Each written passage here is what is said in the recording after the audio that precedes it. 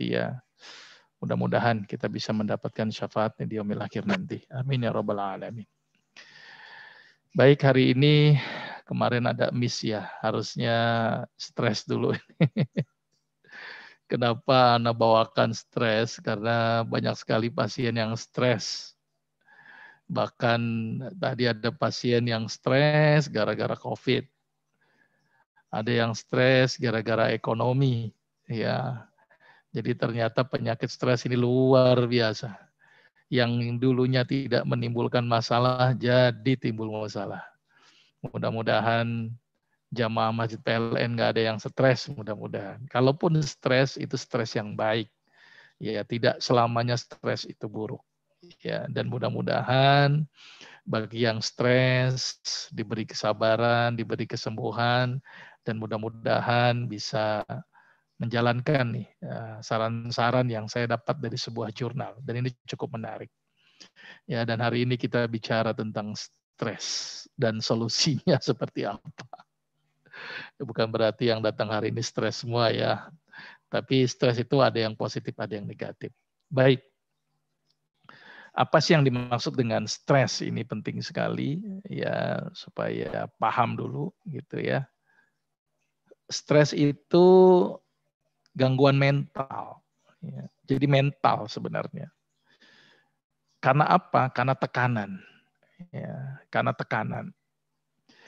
Di mana tekanan ini individunya gagal gitu loh untuk menahan tekanan tersebut. Bisa dari dalam diri sendiri, tekanan itu bisa juga dari luar. Karena stres itu bermakna adalah tekanan, stress, pressure, ya. Dan ini berhubungan dengan masalah mental. Tapi mental ini akan berdampak kepada fisik. Nah, ini yang jadi masalah. Mental akan berdampak kepada fisik. Ini yang menjadi masalah. Oleh karena itu, stres itu bisa punya dampak positif, tapi juga bisa berdampak negatif. Nah, yang berdampak kepada fisik ini yang disebut dengan berdampak negatif. Nah, ini nih gambaran sedikit definisi stres. Mudah-mudahan bisa dipahami, ya.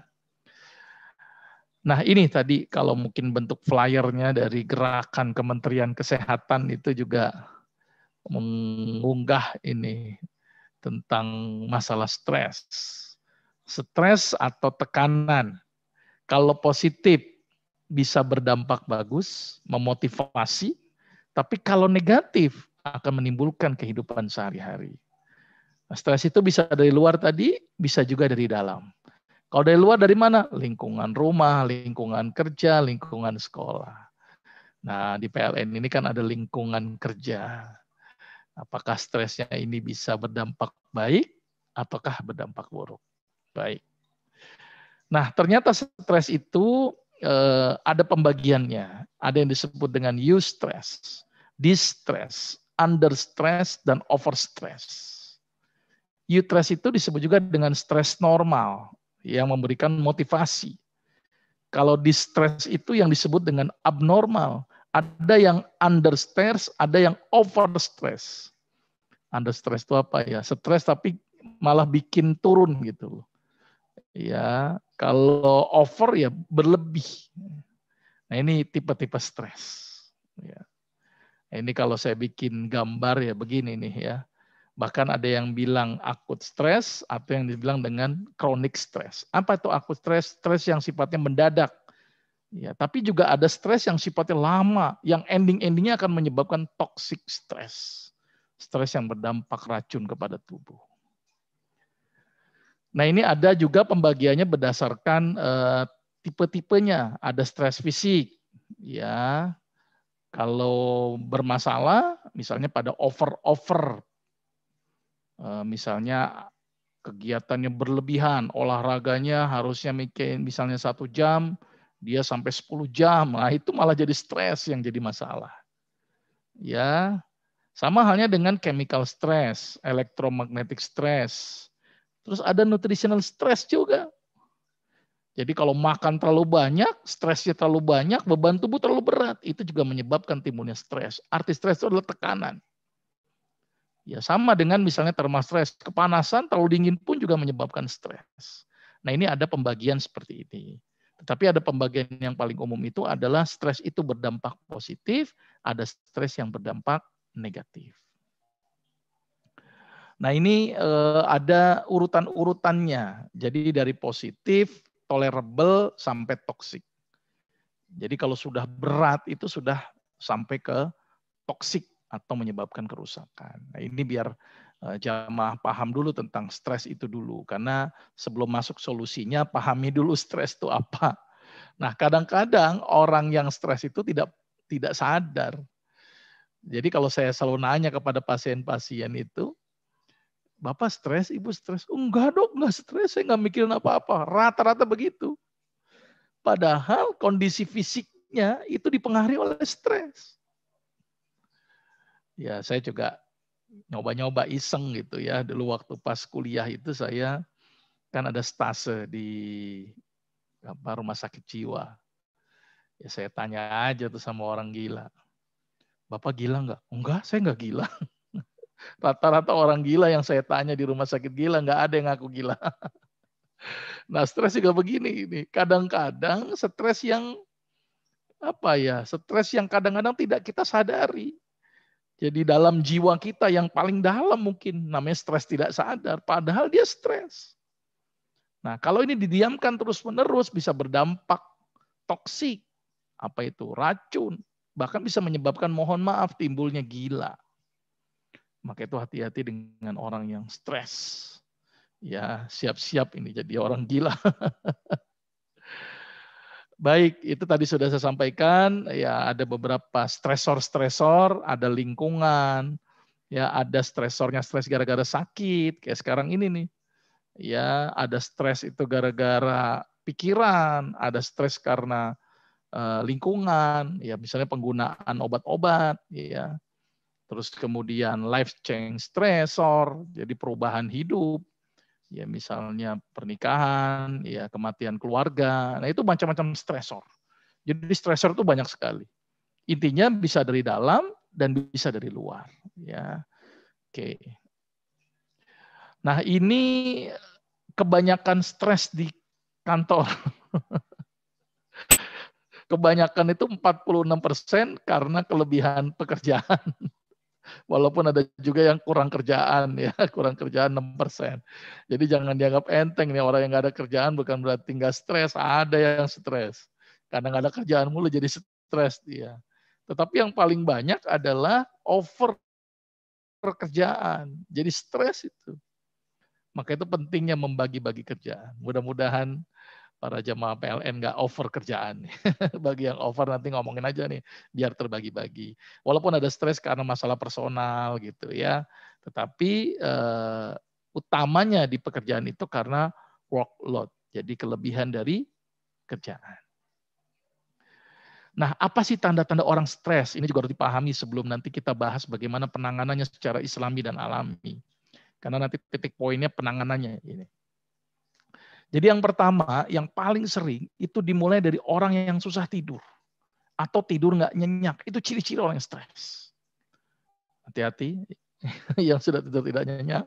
Walaupun juga ada tidur tidak nyenyak karena tidak nyaman. Ada juga karena faktor penyakit. Ada juga karena faktor tua gitu ya. Tapi kalau faktor-faktor itu tidak ada, tapi kita susah tidur, tidurnya nggak nyenyak, curiga jangan-jangan kita stres. Yang kedua, susah konsentrasi, nggak bisa tuh. Atau nafsu makan berkurang atau malah berlebih. Wah, kok saya nafsu makannya kurang ya? Jangan-jangan stres nih. Atau kok saya kebanyakan makan, itu juga bisa stres. Ini tanda-tandanya saja. Terus kemudian gampang tersinggung. Jadi kalau apa-apa gampang tersinggung. Nah ini ciri-ciri orang yang stres. Ya. Atau ada keluhan-keluhan yang kadang-kadang ini sering menyertai kita nih. Sakit kepala, sakit perut, sakit mah, keringetan, jantung berdebar, sesak. Ini penyakit-penyakit yang sering akibat stres. Padahal dia tidak sakit. Ya, jadi bagi yang sudah merasa perlu waspada, jangan-jangan saya stres, jangan-jangan. Ya, apalagi yang gampang tersinggung di sekarang nih gampang sekali tersinggung ya. Masalah dikit lapor, masalah sedikit lapor. Masya Allah. Ya, ini yang jadi masalah. Jangan-jangan negara kita juga stres ini gara-gara masalah COVID dan gara-gara masalah ekonomi. Ya, beberapa waktu yang lalu saya praktek tuh banyak yang masalah ekonomi. Walaupun juga ada takut COVID. Ya, ada juga yang stres gara-gara COVID. Udah dicek COVID masih positif juga. Akhirnya timbullah masalah-masalah yang lain yang menyebabkan imun menjadi menurun. Ya. Oke, ini gejala-gejalanya, ini gejala-gejala yang lainnya lagi, napas cepat gitu ya, terus kemudian nadi cepat, mulut kering, tegang di leher, terus kemudian susah buang air besar, bahkan ada yang juga malah mencret atau diare. Jadi nggak usah khawatir, nggak usah kaget tuh kalau lagi mencret, lagi stres jadi mencret, nggak usah khawatir. Jangan-jangan stres. Karena ternyata hampir mayoritas penyakit-penyakit itu salah satu faktor pemicu. Saya ingatkan lagi, faktor pemicunya adalah stres. Nah, ini hubungan stres dengan aktivitas fisik dan berdampak ke fisik. Mungkin saya terangkan dulu gambaran seperti hubungannya dulu. Jadi otak itu akan mengendalikan kelenjar di dalam otak. Ada namanya hipotalamus, ada namanya pituitari. Ini mungkin agak ribet bahasanya, tapi harus saya terangkan. Di hipotalamus menghubungkan ke kelenjar pineal atau pituitari, kemudian menghasilkan hormon, menghasilkan ginjal. Nah, di ginjal ini akan keluar yang namanya ini kortisol. Kalau lebih jelasnya beginilah. Nah, stres itu akan menghasilkan kortisol. Stres akan menghasilkan kortisol. Nah, kortisol ini dianggap sebagai hormon stres. Padahal bukan hormon stres juga. Kita butuh kortisol. Karena nggak ada kortisol, gula nggak akan naik.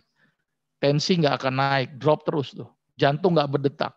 Maka itu penting kortisol. Tapi kalau berlebihan, nah ini yang berdampak buruk.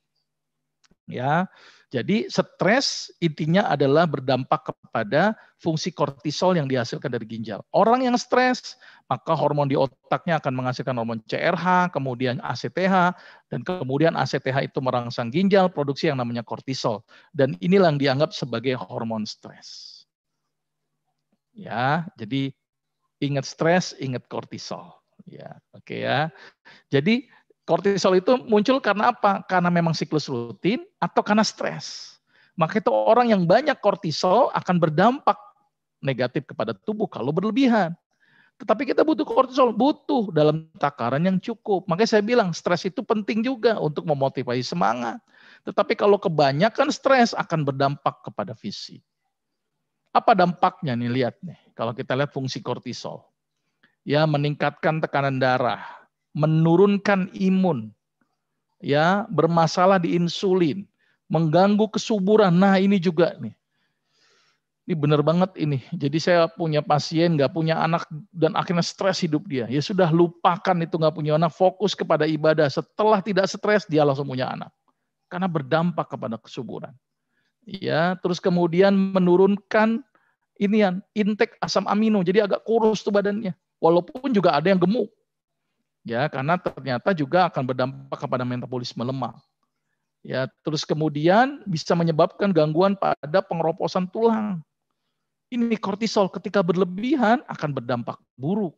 Tetapi dalam jumlah yang cukup malah dia akan memberikan efek bagus kepada tubuh. Oke ya. Nah, ternyata kortisol itu bisa direduksi. Ya, direduksi dengan apa? Mengaktifkan hormon-hormon anti stres. Ini kalau kita lihat, kortisol akan menghambat dopamin, kortisol akan menghambat serotonin, kortisol juga akan menghambat melatonin. Dopamin, melatonin, serotonin adalah hormon anti stres. Maka kalau tidak stres, obatnya adalah bagaimana meningkatkan serotonin, meningkatkan dopamin, dan meningkatkan melatonin.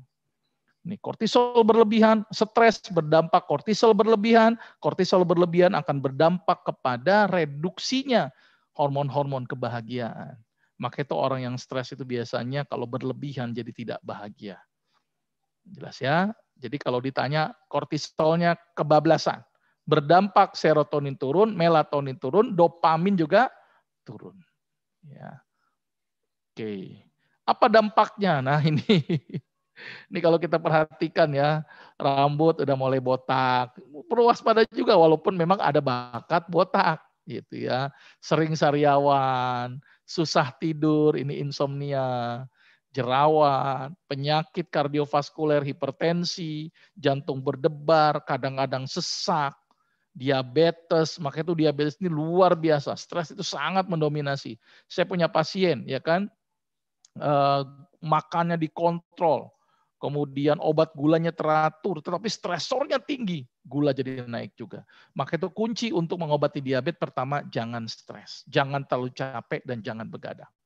Nah ini dampak-dampak stres. Bisa kepada organ pencernaan, organ jantung, organ otak, organ paru, organ pankreas. Semua organ akan berdampak kepada akibat dari stres. Dan ternyata berdasarkan penelitian, 1 dari 7 orang itu akan mengalami masalah kesehatan jiwa di tempat kerja. Jadi kalau di sini ada berapa orang, itu 1 dari 7 orang itu berisiko timbulnya stres. Ya. Nah, apa yang dilakukan dalam dunia kedokteran untuk mengobati stres? Rata-rata obat stres itu dikontrol dengan obat-obatan. Salah satunya alprazolam, lorazepam, sertralin, fluoxetine.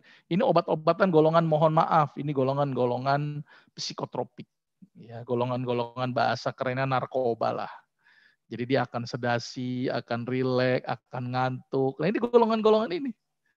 Makanya kalau udah tergantung dengan golongan ini, gitu kan, dampaknya kalau di stop, jadi rebound. Timbul juga ketergantungan dengan obat-obatan ini. Nah, ini cukup berisiko sebenarnya.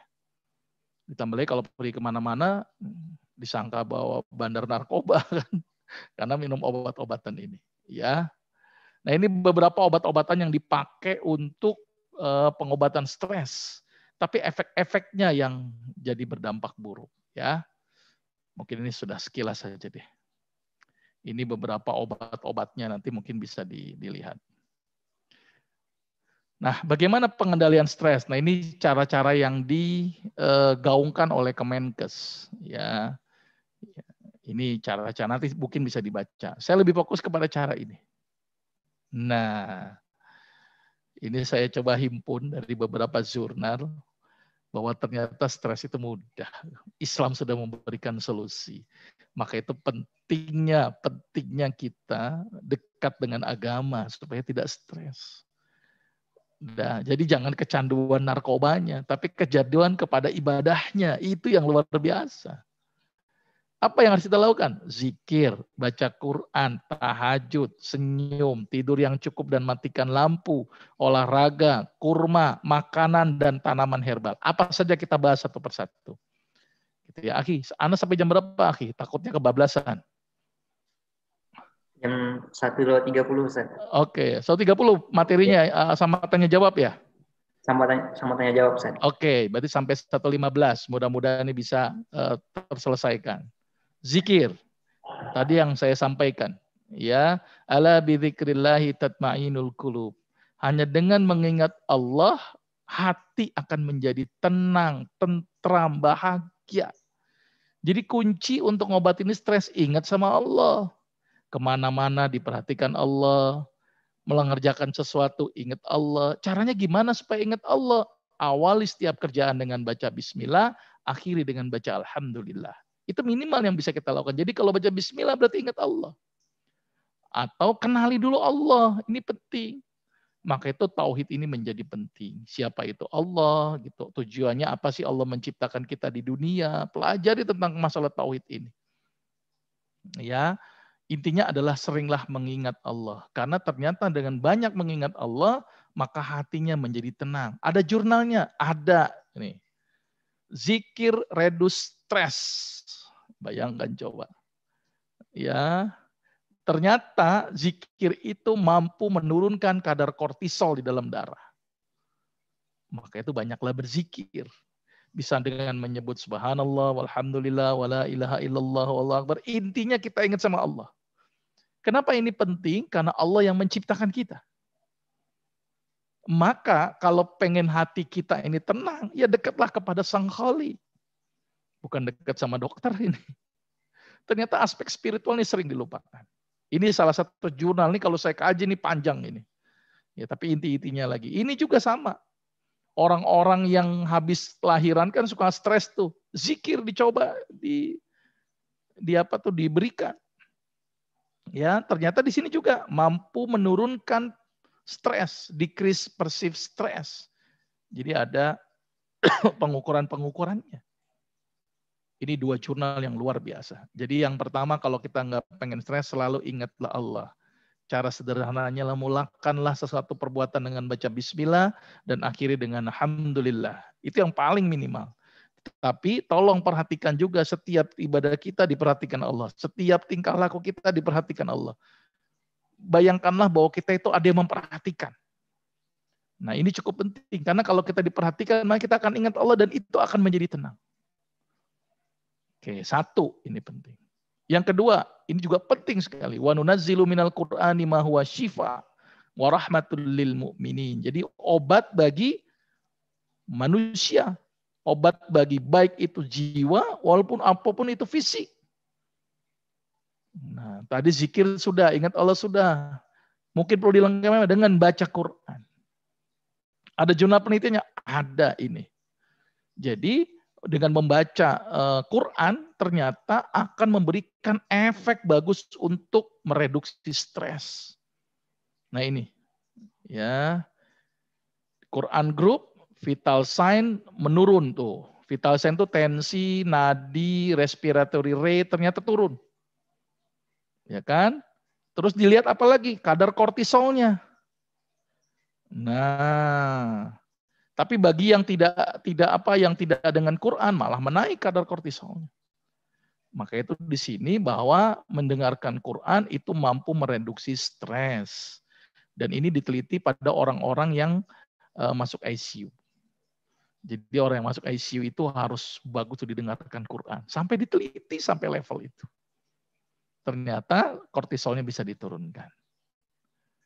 Ini juga lagi, ya ada sebuah jurnal juga cukup menarik lagi. Ya di sini hasilnya, conclusionnya bahwa ternyata dengan membaca Quran cemas kita menjadi curang, cemasnya menjadi berkurang. Jadi anti cemas, anti stres. Sebenarnya Islam udah punya solusi ya, tapi kenapa nggak dipakai? Saya tuh pengen semua dokter tuh resepnya Quran gitu, pengen saya begitu tuh. Jadi jangan pakai obat-obatan narkotika gitu kan. Ya bolehlah kalau misalnya dengan cara-cara ini tidak bisa, tapi usahakan ini cara yang pertama dulu dicoba. Jangan apa-apa obat dulu harusnya dengan cara yang sederhana. Ya, itu yang kedua. Yang ketiga, wa minal laili fatahajjat bihi nafilatan lak asa ayyab'atsaka rabbuka maqaman mahmuda. Tahajud.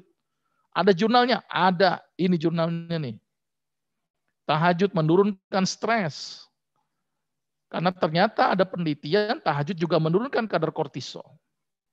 Terus meningkatkan apalagi? Meningkatkan serotonin, meningkatkan dopamin, meningkatkan melatonin. Tapi yang penelitian ini dilihat adalah kadar kortisol di dalam darahnya. Ternyata terjadi pereduksi kortisol. Dan skor stresnya pun juga menjadi berkurang. Ada lagi jurnal yang lain? Ada. Ini jurnal Indonesia ini. Orang santri dites nih. Mengurangi tingkat stres santri. Nah, jadi santri-santrinya nggak pada stres nih. Ya, di sini ngelihatnya adalah efek stresnya. Baik, berarti 3. Yang pertama tadi zikir, baca Quran, tahajud. Ada lagi nggak? Ada, senyum. Nah, tabassumuka fi wajhi akhika shadaqah. Ya, senyummu di hadapan saudaramu sedekah. Ya, jadi banyaklah senyum. Karena ada penelitiannya, ada. Ini green and beer. Ya. Jadi ini bisa lihat ininya nih. Ini naik, ini turun. Sampai diteliti loh. Ternyata akan menurunkan stress respon. Nah, jadi banyakin senyum. Jadi orang saya itu suruh senyum aja terus yang banyak. Nanti mudah-mudahan tereduksi itu si stresnya. Jadi yang pertama tadi zikir, baca Quran, tahajud, senyum. 4. Ya. Terus kemudian apa lagi? Nah, ini juga sama ya. Smile therapy and education pregnancy, decreasing level of anxiety. Jadi mengurangi kecemasan pada orang-orang yang hamil. Suruh pakai smile terapi. Kalau tadi penelitian dilihat ekspresi wajah. Ternyata ekspresi wajah yang begini sama yang begini itu berdampak kepada tubuh. Oke ya, smile. Terus tidur matikan lampu. Ini penting sekali. Karena ternyata ada penelitian, kalau lampu dimatikan, melatonin naik. Melatonin adalah hormon kebahagiaan. Jadi kalau saya pernah ada orang yang punya stres, saya bilang ikuti tidurnya cara Nabi. Gimana caranya? Berwudu sebelum tidur, bersihkan tempat tidur. Kemudian apa? Baca doa sebelum tidur, matikan lampu, kemudian tidurlah miring ke kanan. Ternyata cara-cara ini sangat efektif untuk mereduksi stres dengan meningkatkan kadar melatonin di dalam tubuh. Ya, kalau tadi kan zikir, baca Quran, tahajud, itu kan akan mereduksi kortisol. Kalau senyum akan menaikkan endorfin. Kalau mati lampu akan menaikkan melatonin. Nah, itu kesimpulannya itu. Saya ulangi lagi, zikir, tahajud, baca Quran, reduksi kortisol. Kortisol adalah hormon stres. Senyum, naikin endorfin, hormon bahagia. Matikan lampu, menaikkan melatonin. Ini juga hormon bahagia. Maka itu disunnahkan mematikan lampu. Jurnalnya ada. Ya, sleep quality and mental stress influence salivary melatonin concentration. Jadi dilihat tuh. Ya, dengan mematikan lampu salah satunya. Nah, ini stress inhibition melatonin sintesis. Maka itu hati-hati nih, stress itu bisa malah melatonin nggak produksi. Kalau melatoninnya terproduksi, stres yang akan tereduksi. Jadi ternyata stres bisa mempengaruhi melatonin. Dan tidur mematikan lampu mampu merangsang produksi melatonin. Olahraga itu juga ternyata bikin anti stres. Stres sudahlah olahraga. Dok kan nggak boleh keluar, ya udahlah sama istrinya di olahraga. Itu juga anti stres tuh. Jadi kalau bapak dan ibu-ibu sini stres, sudahlah canda aja sama suami dan istrinya. Itu insya Allah hilang tuh stresnya. Ada penelitiannya nggak ada, ya. Ini ternyata regular exercise itu ternyata juga mampu mereduksi orang-orang yang stres. Ya, jadi bisa menurunkan kadar kortisol. Terus kemudian ini juga ya, orang yang olahraga akan menurunkan kadar stres dan bikin panjang umur, telomer length. Jadi telomer itu adalah satu enzim yang menyebabkan DNA-nya jadi lebih panjang. Dan pas apa ya, sel-sel kanker itu kenapa dia tidak bisa mati? Karena dia memproduksi enzim telomerase. Ya, jadi DNA itu ada bagian telomer yang kalau dia panjang maka berumur panjang. Nah ternyata olahraga itu menyebabkan telomer menjadi lebih panjang. Jadi penting nih olahraga. Ya, zikir jalan, olahraga juga jalan. Oke ya. Kurma, nah ini luar biasa ini kurma ini ya. Man tasabbaha kulla yaum. Ya, jadi barang siapa yang setiap pagi mengkonsumsi sab'a tamarat ajwa. Jadi 7 butir ajwa, kurma ajwa. Lam yadurruhu fi dzalikal yaum summum wala sihr. Jadi dia akan terhindar dari racun dan sihir. Ini luar biasa ini kurma ini. Ya, ternyata kurma juga ada anti stresnya. Nih. Ya, pengaruh pemberian kurma ajwa terhadap stres pada ibu hamil prehipertensi. Ini orang Indonesia yang neliti. Jadi makan kurma itu anti stres. Karena ternyata kurma itu mengandung banyak triptopan yang nanti dipakai untuk membuat serotonin. Apa itu serotonin? Hormon yang bikin bahagia. Hebat sekali ini kurma ajwa. Ya, itu yang kurma. Makan yang lain ada nggak? Ada. Apa? Ini pisang. Ya, ternyata almond. Terus kemudian apa? Walnut. Ya, ini beberapa. Atau ini juga ada lagi coklat, alpukat. Nah, ini contoh-contoh yang bikin makanan bahagia. Emang benar jurnalnya ada saya cari. Banana atau pisang, itu mencegah stres dan depresi dan meningkatkan memori walaupun penelitiannya pada tikus. Ya, maka itu monyet itu senangnya pisang ya. Dan awet muda itu monyet, nggak kelihatan monyet tua sama monyet muda ya, karena nggak ada yang keriput kali ya. Ditambah lagi bahagia semuanya itu kali ya.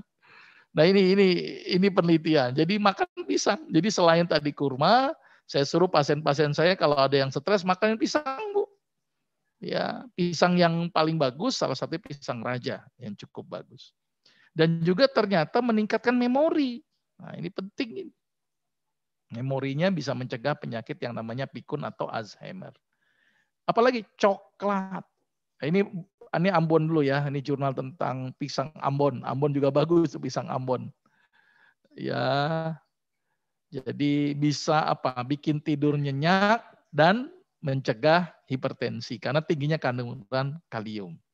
Pisang Ambon nih sampai ada nitip pisang Ambon. Ya.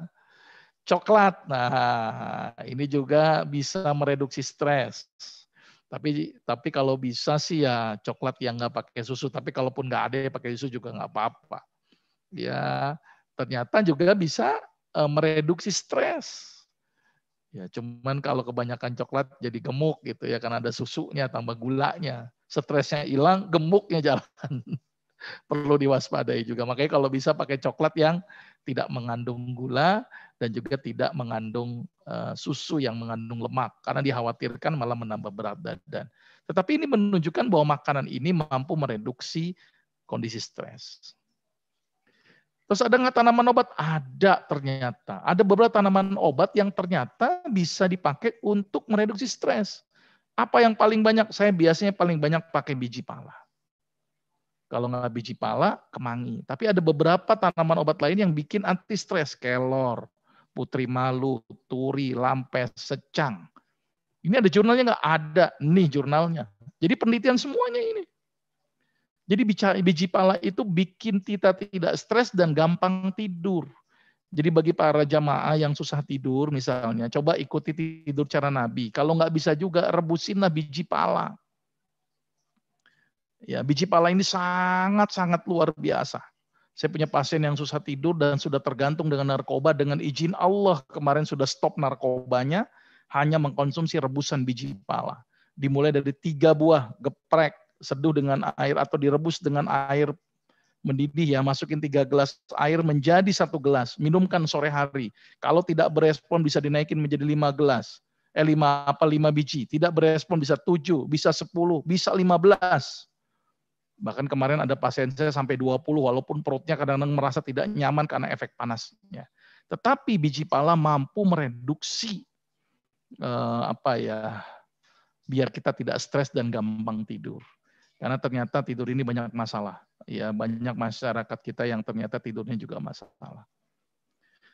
Ini juga efek dari biji pala dikombinasi dengan daun kemangi. Ternyata juga mampu mereduksi stres. Nah, ini gambarannya bahwa ternyata penanganan stres itu mudah sebenarnya.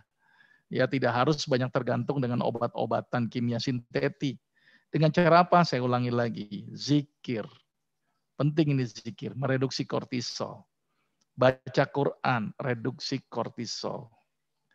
Tahajud, reduksi kortisol. Senyum, menaikkan endorfin.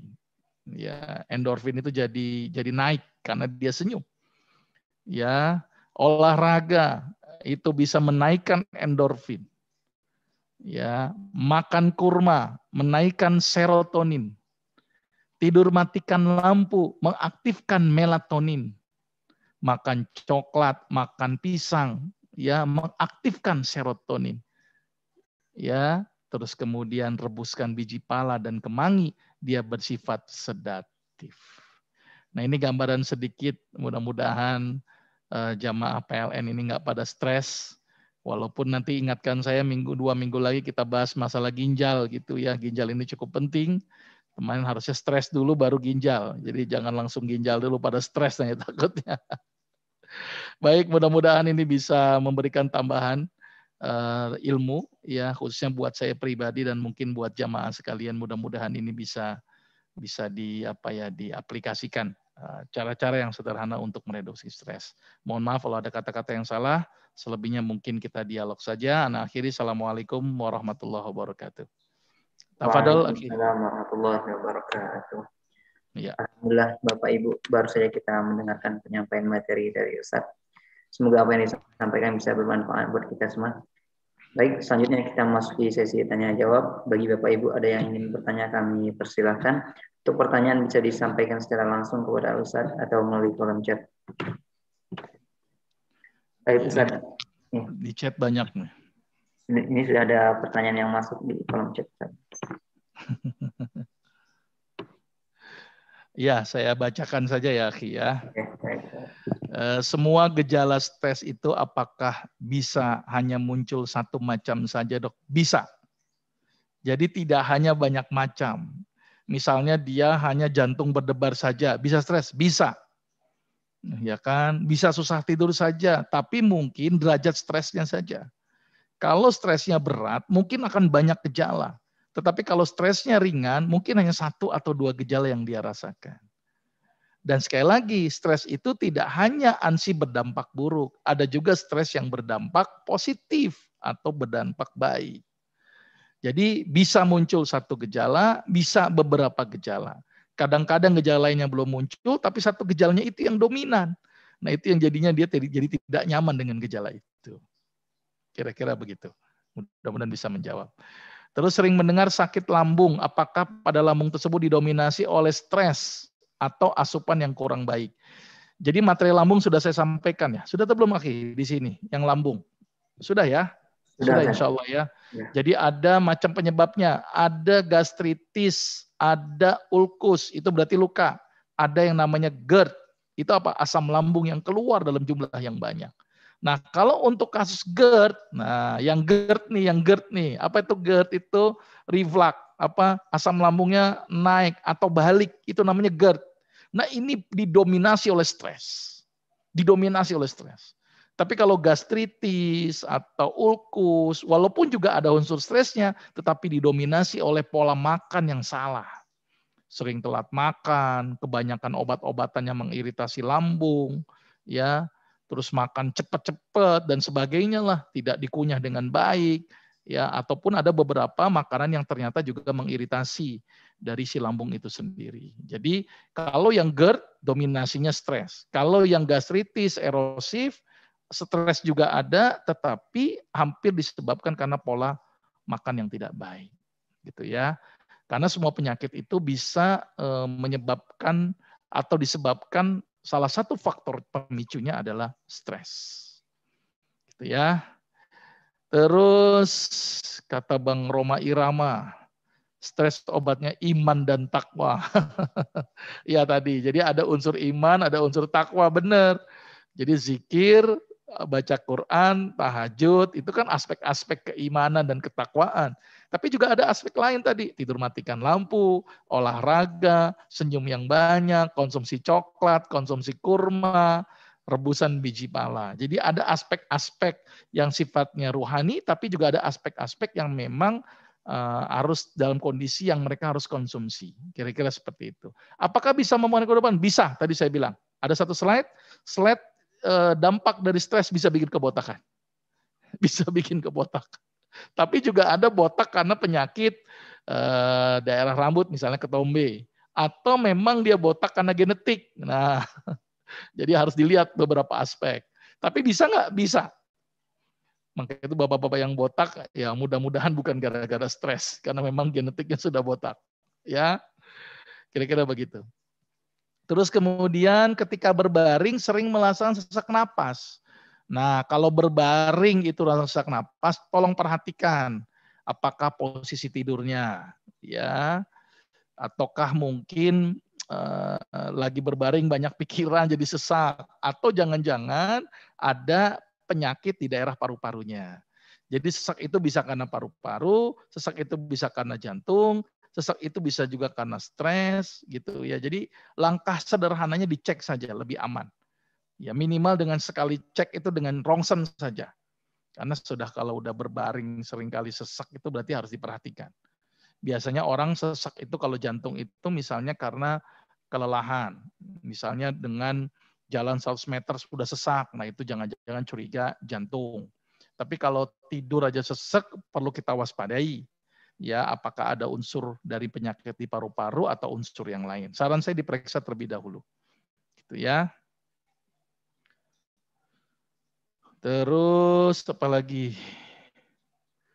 Apakah nonton acara yang lucu bisa? Ya bisa. Tadi kan tersenyum, ya bisa. Ya tapi jangan terlalu kebablasan gitu kan. Ibadahnya lupa, nonton lawaknya kebanyakan gitu ya. Tadi senyum itu bisa mereduksi stres. Jadi orang yang senyum itu mampu mengaktifasi endorfin di dalam tubuh. Jadi orang yang senyum, tertawa, tapi tolong tertawanya pun jangan sampai terlalu lebar ya. Jadi yang paling direkomendasikan adalah tersenyum gitu ya. Bisa ya, bisa ya. Jadi kalau nonton lawak boleh silakan, tapi jangan lupa ibadahnya ya. Apakah sedekah juga mengurangi stres? Saya belum tahu jurnalnya. Ya, tapi insya Allah segala perbuatan baik itu akan memberikan ketenangan kepada jiwa kita. Kalau jiwa kita tenang, maka stres pun juga akan tereduksi. Ya, jadi kalau bicara apakah bisa? Bisa. Tapi apakah ini ada penelitiannya? Sulit terukur. Ya, karena orang sedekah itu ada yang ikhlas, ada yang nggak ikhlas. Ada yang sedekah karena pamrih. Nah, ini yang jangan-jangan tidak berdampak. Ya, maka itu pengukuran orang yang rajin sedekah bisa mereduksi stres itu belum ada penelitiannya. Saya belum tahu dan saya belum baca. Ya, tapi kalau bikin sedekah yang ikhlas bikin hati menjadi tenang karena salah satu bentuk ibadah, maka diharapkan mudah-mudahan tidak terjadi stres. Gitu ya. Tanda stres sudah mulai kebotakan, sering buang angin. Ya, kebotakan itu dampak stres, Pak, bukan tanda-tanda stres. Tanda-tanda stres itu tadi, ya gampang tersinggung, gampang marah-marah, terus tidur susah. Tadi saya sampaikan, ya jantung berdebar, keringat dingin, nyeri tidak nyaman di daerah leher dan sebagainya. Tapi dampaknya botak, jantung masalah, gula jadi naik gitu loh. Jadi botak itu dampak. Iya, bukan gejala nih. Tapi saya ingatin lagi, botak tidak hanya ansi gara-gara stres. Ada yang botak gara-gara genetik, ada yang botak gara-gara karena penyakit di daerah kulit kepala. Jadi jangan langsung, wah orang yang botak itu stres, nggak gitu juga. Perlu diperhatikan. Salah satu dampaknya adalah kebotakan. Salah satu dampaknya. Gitu ya. Apakah identifikasi pribadi, apakah perlu konsultasi dokter? Karena identifikasi mandiri khawatir banyak dugaan-dugaan yang justru bisa menambah stres. Betul. Jadi saran saya perlu pendapat orang lain. Jangan-jangan dia benar-benar stres atau mungkin tidak stres. Ya, jadi perlu konsultasi, perlu dialog. Karena yang bisa melihat itu orang lain. Karena tadi ketika saya tanya sama pasien, Bapak Ibu stres? Enggak, saya enggak stres. Padahal ketika ngelihat kondisi fisiknya, misalnya dia nyeri lambung, misalnya berdebar-debar, gelisah, itu salah satu tanda-tandanya cemas. Nah, jadi yang melihat itu orang lain. Orang stres itu yang melihat orang lain. Kadang-kadang diri kita itu tidak merasa stres, padahal dia menjadi orang stres. Sama kayak orang gila. Dia dirinya nggak merasa gila, tapi orang melihat perilaku dia gila. Kira-kira begitu. Baik, kira-kira begitu, Aki. Kayaknya sudah semua nih, sudah Anda jawab. Gitu ya. Mudah-mudahan nggak pada stres semua ada di sini. Baik, pertemuan minggu depan lagi kita bahas ada 2 kajian. Mau milih silakan. Apakah gagal ginjal, apakah manfaat gerakan sholat. Ini belum saya lupa, di sini belum saya berikan di sini. Ternyata gerakan sholat itu memberikan efek yang luar biasa. Apakah gerakan sholat, apakah gagal ginjal. Ini saya serahkan kepada Ustadz. 2 materi sudah saya siapkan. Tapi yang materi hari ini adalah tentang stres dulu. Gitu kan. Oh, ada yang ngusul gerakan sholat. Oh, boleh. Oh iya, gerakan sholat. Insya Allah. Anda akan berikan apa sih manfaat gerakan sholat dari takbiratul ihram, dari sujud, dan jurnal-jurnal penelitiannya. Taib, insya Allah. Taib. Kira-kira gitu, Aki. Mudah-mudahan bermanfaat. Afwan kalau Anda banyak kekurangannya. Ya. Baik, Bapak Ibu, mungkin kita cukupkan untuk kajian kita pada siang hari ini. Adapun sebelum kami tutup, kami ucapkan terima kasih kepada Al-Ustaz atas ilmunya. Semoga bisa bermanfaat buat kita semua dan semakin menambah wawasan kita. Dan kami ucapkan terima kasih kepada seluruh jamaah atas keikutsertaannya. Untuk keberkahan majlis kita pada siang hari ini, mari sama-sama kita tutup dengan lafaz hamdalah dan doa kafaratul majlis. Alhamdulillahirabbil alamin. Subhanakallahumma wa bihamdika asyhadu an la ilaha illa anta astaghfiruka wa atubu ilaik. Kurang dan lebihnya kami mohon maaf. Wabillahi taufik wa hidayah. Wassalamualaikum warahmatullahi wabarakatuh. Waalaikumsalam. Terima kasih semuanya. Izin